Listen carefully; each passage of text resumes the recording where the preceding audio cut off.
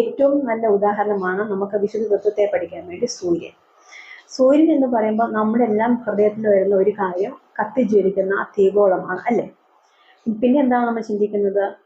നമ്മൾ കാണുന്ന ഈ പ്രകാശം, മൂന്നാമതായി നമ്മൾ കാണുന്നത് ഈ നമുക്ക് കിട്ടുന്ന ഈ ചൂട്. അതുപോലെ തന്നെ നമുക്ക് നമ്മുടെ കർത്താവിനെ, നമ്മുടെ ദൈവത്തെ നമുക്കൊന്ന് കമ്പയർ ചെയ്യാം. സൂര്യൻ എന്ന് പറയുന്ന ആ അസ്തിത്വം അത് നമുക്ക് പിതാവാം ദൈവത്തോട് സങ്കല്പിക്കാം. പുത്രനാം ദൈവം എന്ന് പറയുന്ന ആ സൂര്യന്റെ പ്രകാശത്തെ പുത്രനാം ദൈവത്തോട് നമുക്ക് സങ്കല്പിക്കാം. പരിശുദ്ധ റൂഹ എന്ന് പറയുന്നത് ചൂടിനോട് നമുക്ക് സാമ്യപ്പെടുത്താം. അത് മൂന്ന് പേരും ചേർന്നാൽ സൂര്യന്റെ കത്തിജ്വലിക്കുന്ന തീഗോളവും ചൂടും പ്രകാശവും ചേർന്നാൽ മാത്രമേ സൂര്യനാവുന്നുള്ളൂ എന്നതുപോലെ തന്നെ പിതാവ്, പുത്രൻ, പരിശുദ്ധ റൂഹ എന്ന മൂന്ന് പേഴ്സണാലിറ്റികൾ ചേർന്നാൽ മാത്രമേ ദൈവമാവുന്നുള്ളൂ.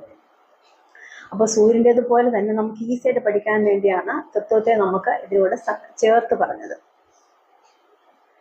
ഇനി ഈ ലോകത്ത് സൂര്യൻ ഇല്ല എന്ന് സങ്കല്പിച്ച് നോക്കിക്കേ. ആ ഒരു അവസ്ഥയാണ് ദൈവമില്ലാതെ നമ്മൾ ജീവിക്കുന്നത്. നമ്മൾ ദൈവമില്ലാതെ ജീവിക്കുമ്പോൾ നമ്മൾ പാപത്തിലാണ് ജീവിക്കുന്നത്. നമ്മെല്ലാം അറിയുന്നത് പോലെ തന്നെ പാപത്തിന്റെ ശമ്പളം മരണമാണെന്ന് കാണുമല്ലോ.